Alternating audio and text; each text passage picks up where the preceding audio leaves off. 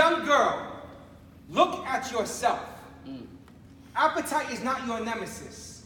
How long has gorgeous been synonymous with skinniness, thinness, leanness, fittest? Healthiest translates to prettiest. I mean, how can pretty reside in a temple luxurious enough for two? Beauty without the adequate figure is like sealing the tomb.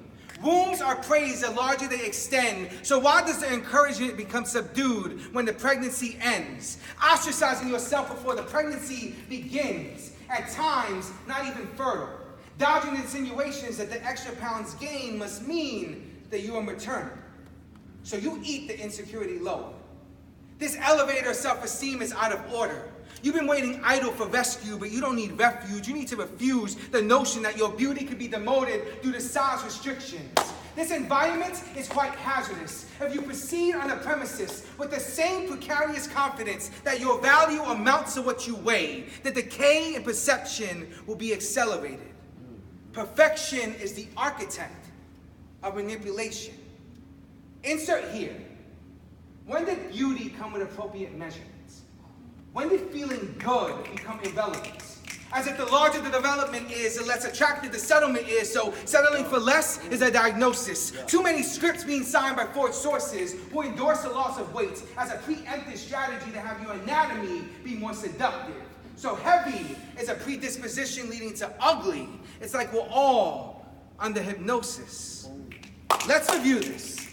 Capitalists profit off of fat-free.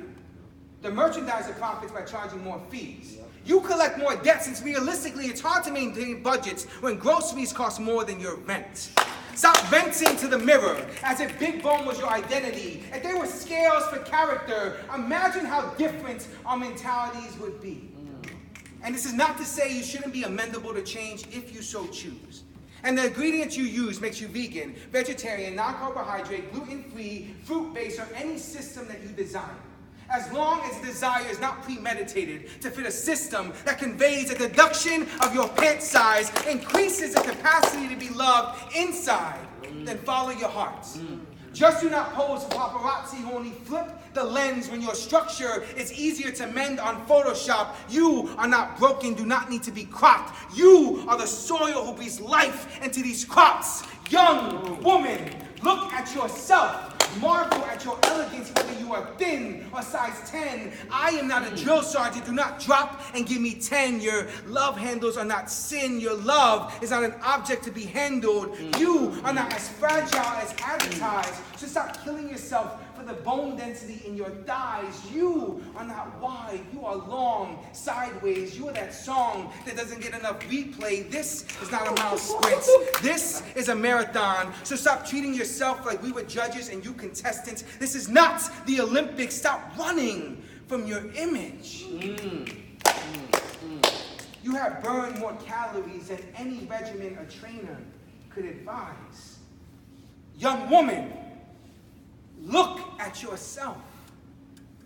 I'm asking you, woman, look at yourself. You have spent so much time looking at everyone else. You have forgotten that what makes you beautiful does not need permission to radiate. Thank you.